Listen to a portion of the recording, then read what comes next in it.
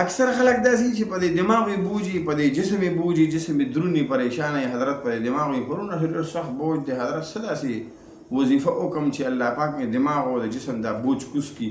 دې لپاره بهترینه وظیفه در کوم هغه اختیار کوي خپلو رشته دارانو سره، مطلب هغه شعر کې هغې ته ووایي چې یاره دا وظیفه اختیار کړې ده، مجربه وظیفه د هغه ده چې سورة الم نشرح.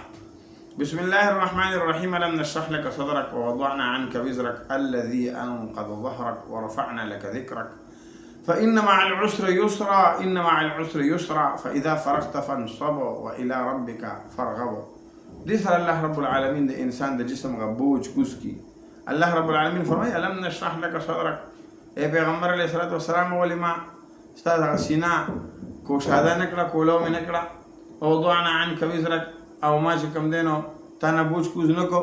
الذي انقض ظهرك، چې ستا هغه ملا او هغه جسم یې دروند کړی و. استفهام انکاري ده چې ګنې ما چې کوم دی نو ستا سینه کوله وکړه او ستا نه مې بوج کوز کو. نو بهر کې الله پاک د موږ تاسو ته د عمل کولو توفیق نصیب کړي چې د موږ اهتمام وکړو، نو هم به پکې انشاءالله ثواب وي او هم به پکې د جسماني صحت پکې پروت دی په داسې کلماتو کې.